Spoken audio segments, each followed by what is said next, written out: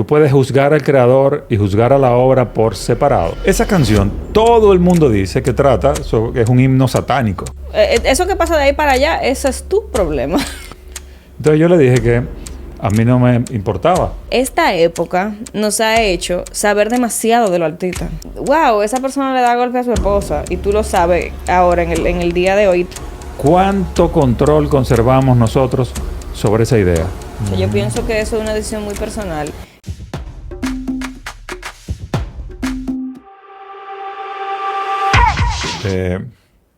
¿Cómo que decimos? Buen día a los creadores y creyentes. Bienvenidos los creadores y creyentes. Teníamos un ratico que no nos veíamos porque... ¿Por qué? Porque tú no podías grabar. Ay, porque yo estaba ocupada. Estaba enferma. Pero estamos aquí porque no podemos defraudar a las tías. No crean que es por el resto de los oyentes. O sea, yo me levanto por la mañana y digo, no le puedo fallar a las tías. Y esa es la única razón por la cual... Anyway. Mira, Carolina. ¿Tú te acuerdas el Spark que yo hice aquel sobre Rosalía y que hablaba sobre el disco Lux? Pues en ese mismo... Cuando salió ese reel, una amiga mía que vive en España, dominicana, que se llama Ana Vázquez, ella me escribió por directo. Mucha gente me ponía comentarios muy positivos sobre la crítica, ¿no? Pero ella me hizo una crítica sobre ese Spark, que fue diciéndome que Rosalía no era honesta, que ese disco Lux y el discurso que ella construyó no era más que una fachada para montarse en un tren, en una especie de tren, que era producto de mercadeo. Eso fue lo que me quiso decir. Entonces yo le dije que a mí no me importaba, porque al final de cuentas yo entiendo que lo importante es lo que genera una obra en la persona, la emoción que genera en el que recibe la obra. Y ella me hizo una pregunta, me puso, o sea, que crees... ¿Tú la estás leyendo en vivo? Sí. Vamos a poner el screenshot. Sí, puede ser. Okay. O sea, que crees que la obra se tiene que separar del artista. Y yo le dije, completamente. Pero ese es el tipo de preguntas que no necesariamente tienen una respuesta muy obvia, ¿no? Que puede haber diferentes interpretaciones. Porque no es estándar. Sí. Puede separarse al creador de su obra. Tú puedes juzgar al creador y juzgar a la obra por separado. Y esa es la pregunta del episodio. Mira, planteando esa pregunta, lo primero que me viene a la mente es que ese momento en el que la obra deja de ser nuestra.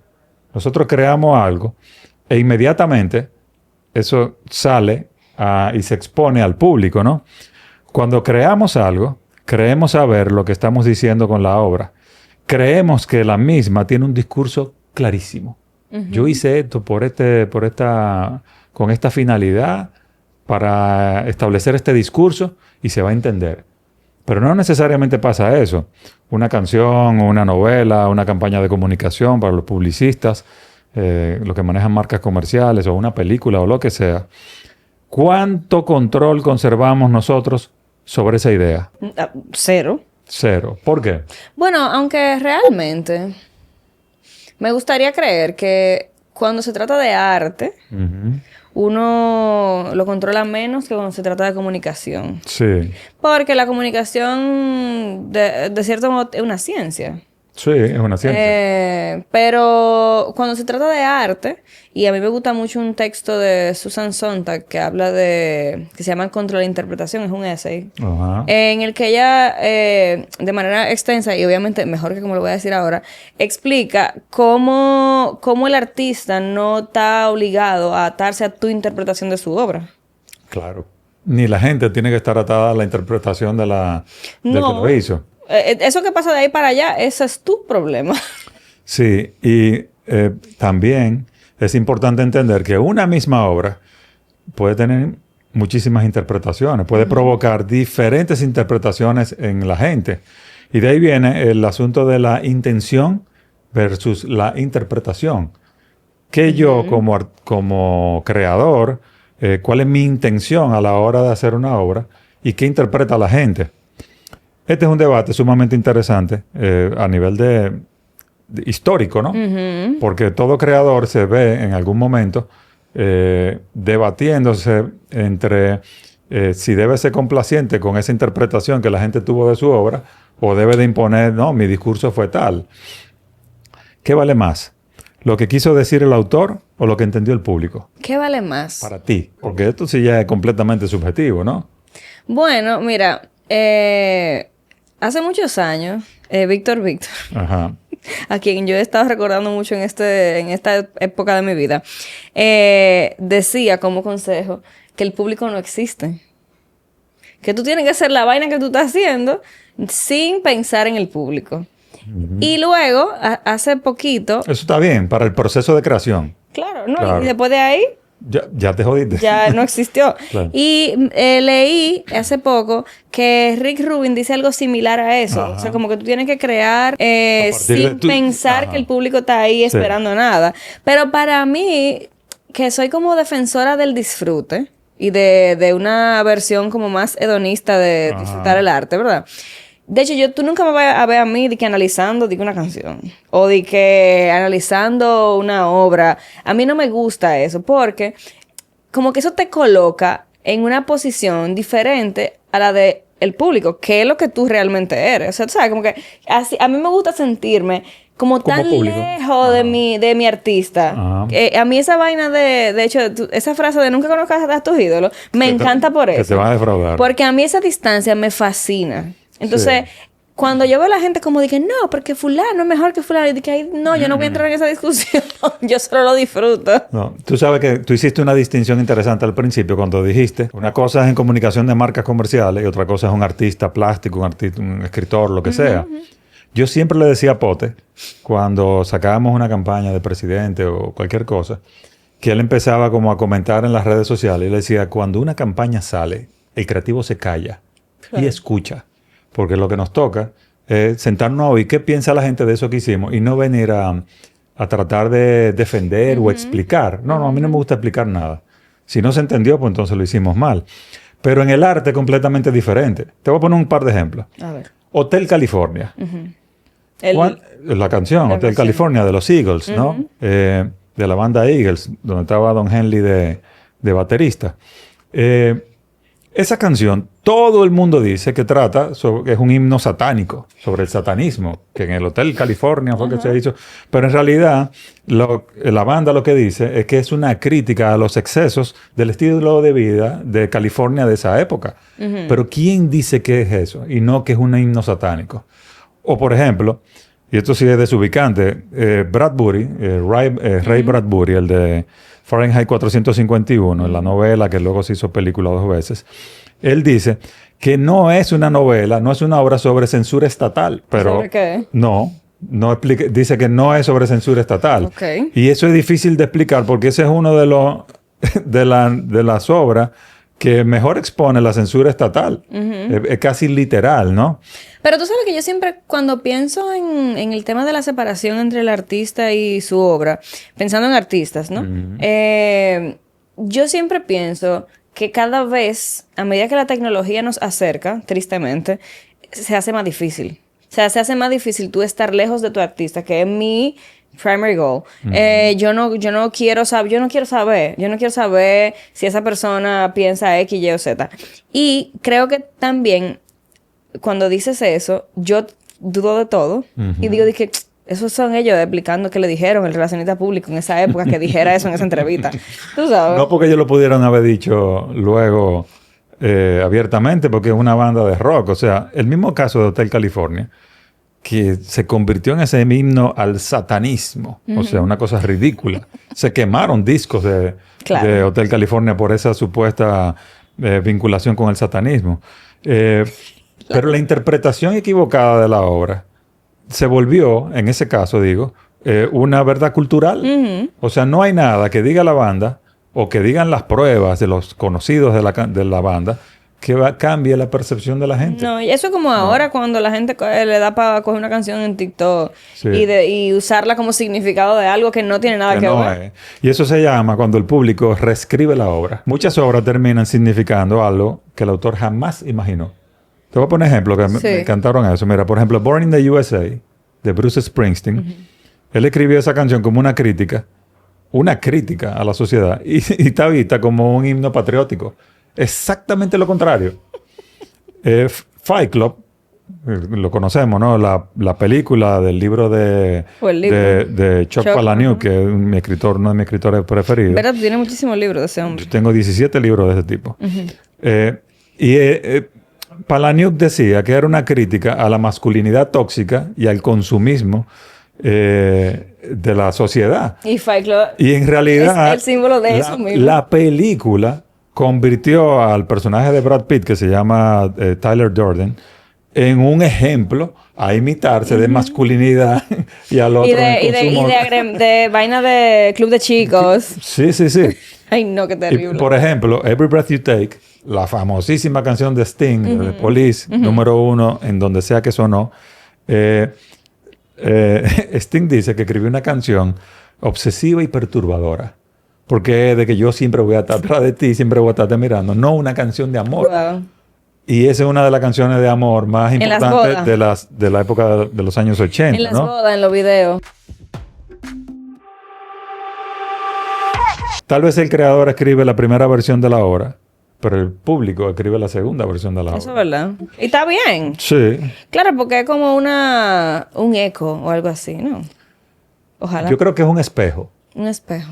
Donde la obra se ve reflejada, pero tú sabes que el espejo siempre enseña cosas que uno no está viendo. Y eso me parece como una analogía interesante. Tú sabes que yo tengo la suerte de tener a mi alrededor mucha gente que hace arte, que hace música y demás.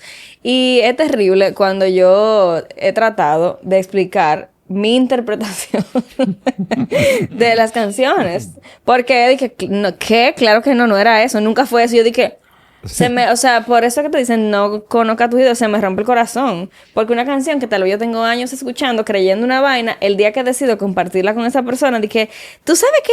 Me encanta esta canción porque para mí es esto. Y te dicen de que, ¿qué? No, nunca fue eso. Nunca fue eso. O sea, es muy duro, es muy triste. Y yéndonos directamente a la vinculación, no de lo que quiso el artista decir con la obra, sino del artista. Tú condenas a una obra por su artista. O sea, tú puedes admirar una obra creada por una persona que tú consideras moralmente cuestionable. Me ha pasado. Cuidado, que no puedes mentirme, yo te conozco. No, lo he hecho. Yo he admirado obras de personas que luego terminan siendo moralmente cuestionables. Y tú las censuras luego. No. No te importa eso. No, porque eso es gente. O sea, es triste. Ajá. Es triste porque es lo que te digo, la distancia. O sea, no, yo no quiero saber que esa gente es así. Yo nada más estoy consumiendo la obra. Sí. Entonces, es lo que te digo. Esta época nos ha hecho saber demasiado de los artistas. Yo no quiero saber tanto. Pero eso pasa de toda la vida. No. Por ejemplo, mira, Jerry Lee Lewis. ¿Tú te acuerdas de Great Balls of Fire, la canción de rock? No. Great Balls of Fire. ¿Cómo canta? No, voy un pedacito ahí. Ese tipo era el número 1. El número 1. Pero entonces, luego de ese disco, él se casó en secreto con su primita de 13 años. Ok. Cuando eso se supo, fue un escándalo. Claro. Y la gente empezó a quemar los discos de él y el tipo desapareció de los charts. Polanski, sabemos lo que le pasó a Roman Polanski. Él es el director del Pianista, una obra entre muchísimas otras. Digo el Pianista porque es una obra muy relevante luego de lo que a él le pasó con el tema de la violencia sexual en Estados Unidos, que no puede entrar a Estados Unidos. Woody Allen se casó con su hijastra Sun Yi. Ya. Y hay gente que condenó a Woody Allen, hay gente que dijo, a mí no me importa. Y otro ejemplo que estaba conversando con Hanio Michael hace un momento, que es el caso de Roger Waters. Roger Waters, para todos los que escuchamos a Pink Floyd, es un dios. Pero tú no sigas a Roger Waters en Instagram porque es completamente de izquierda. Él está ahora mismo en un video seguro diciendo que devuelvan a Maduro el poder. Oh, wow. A ese nivel, ¿no? Entonces, ¿estamos jugando la obra o castigando al autor? Mira, bueno, ok. Y pienso que tal vez, y esto me pasa, hay niveles, por ejemplo, hay canciones. Voy a poner un ejemplo de una canción, como este merengue, el de Eddie Herrera. Que dice una vaina completamente inapropiada sobre una menor. Colegial. No. Ay, Dios mío. Es que eres demasiado niña. Sí. Como si fuese una lolita que se le está tirando y él le está poniendo freno. Pero hay otras. No me acuerdo. Yo no me voy a acordar ahora porque mi cerebro no está funcionando. Pero el tema es que si está en el contenido de las canciones, porque eran cosas normales en otra época, tú dices que, ok, esto está mal. Pero era también... Contexto. Uno trata de entender la época. Todo el contexto, claro. De hecho, esa canción cuando suena a veces, porque está en el playlist de merengue, uno de los merengues más famosos, Hani y yo nos miramos y que... Skip. Qué mal. Sí. Pero tú no puedes decir que por eso es un artista que no sirve o lo que sea. No. Está ese caso en el que el contenido de las canciones hablan de un contexto o de un momento de la historia que no está bien. Claro. Pero eso no es censurable porque eso era, como tú dices, producto de ese momento. Sí, o como pasa después. Yo no sé qué artista fue. Creo que fueron la gente de Café Tacuba, que había una canción que era súper misógina y ellos en algún momento la modificaron y dijeron, con el tiempo pasó y nosotros no somos la misma gente de esa época. Hay artistas que están modificando su obra, incluso Cassiari, el escritor argentino, ha modificado algunos de sus textos para actualizarlo porque como ya está viviendo esta época, tiene hijas y se ha dado cuenta que eran inapropiadas. Sí, que no está bien. Y eso yo lo entiendo. Ahora, el otro tema, que es el que yo digo, bueno, si te enteras, ¿no? Ajá. Porque antes tú no podías, o sea, por ejemplo, que Picasso le daba golpes a las mujeres, ¿no? Vamos para allá, espérate. Bueno, esa vaina, qué sé yo. Sí, claro, pero espérate. Leo Burnett, pues, siempre yo me remito a la publicidad porque vengo de ahí. Él decía una frase maravillosa que a mí me funciona mucho cuando uno está evaluando el trabajo creativo de un equipo, ¿no? Se evalúa el trabajo, nunca la persona. Nunca. Tú puedes ser lo más estricto, riguroso, hasta violento posible cuando tú estés evaluando una idea. Pero nunca te metas en el tema personal con el creador, ¿no? Pero ¿qué pasa si nosotros no podemos separarlo? Si no podemos separarlo, perdemos media historia del arte. Si nosotros no sabemos separar al creador de la obra, estamos perdiendo la mitad de lo que se ha generado en la historia universal del arte. Por eso mismo que tú decías, Caravaggio, el famoso pintor, violento y homicida. Charles Dickens, abandono familiar, o sea, él soltó a su familia en banda. Picasso, misógeno. Hemingway, alcohólico. Wagner, antisemita. J.K. Rowling, racismo y xenofobia. Ella tiene un lío feo. O sea, todos. Porque todos somos seres humanos. Sí, no, y también es lo que... Pero mira, a mí eso me parece diferente a lo que pasa en la vida laboral. Ajá. Por ejemplo, o sea, lo que tú decías de Leo Burnett. Sí. Por ejemplo, porque yo no tengo que trabajar con Picasso. Yo solamente sé históricamente que el tipo hizo esto y también aquello. Pero la gente se indigna. Mi hija no quiere ver ya ninguna película de Quentin Tarantino porque él es una persona violenta. ¿Entiendes? Bueno, pero que las películas de Tarantino son violentas. Sí, eso digo yo. Sí, qué sé yo, o sea... Pero tú no tienes que ser violento para hacer una película violenta. No, claro, pero... pero eso soy yo, que soy bastante simplista en ese sentido. Es de que el mundo está hecho. O sea, todo está ahí. Que existe el mundo en el que Picasso es un gran artista y le daba golpe a las mujeres.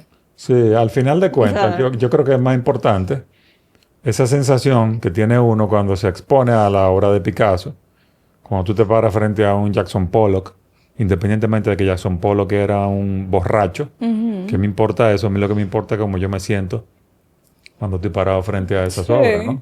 Que te decía que es diferente al tema en el mundo laboral, porque no es lo mismo tú conocer un aporte artístico, histórico o no, o contemporáneo, qué sé yo, a tú tener que lidiar con una persona one on one. Sí, claro. O sea, tú puedes decir, wow, esa persona le da golpe a su esposa y tú lo sabes ahora en el día de hoy, tú vas y se sientan en una sala de reunión, tú te puedes indignar. Sí. Tú puedes elegir incluso no trabajar con esa persona. Sí, pero tú también podrías elegir no comprar un cuadro de esa persona, porque tú dices, ¿por qué yo le voy a dar dinero a esta persona que le da golpe a su esposa?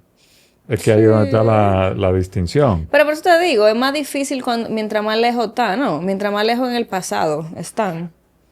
Es más fácil perdonar. Ajá, mientras más lejos en el pasado están. Claro, sí. Claro, porque la obra te revela un poco de lo que es la vida del creador también. Pero si ya pasó hace muchos años, ¿qué importa, no? Sí, como que donde el tiempo te absuelve cosas. Tal vez el problema es que asumimos que una obra es un retrato fiel de quien la creó. Un novelista puede escribir una obra sobre la bondad siendo un perro, ¿no? Siendo una persona antisocial incluso. Ojo con As Good As It Gets. ¿Tú viste la película? Con Jack Nicholson y Helen Hunt. Sí.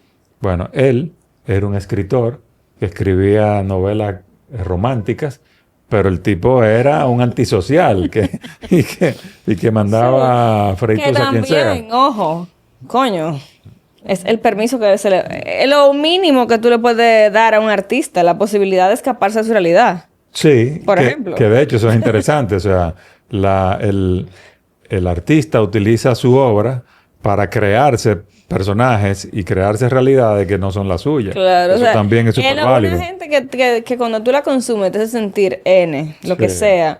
Lo mínimo que tú le deberías permitir es que se escape de su realidad, sea cual sea su realidad. Sí, y la verdad es que una obra nunca expresa la totalidad de una persona. Aunque esté expresando una parte de esa vida de esa gente, de ese autor, de ese creador, nunca va a ser la totalidad. No podemos asumir que...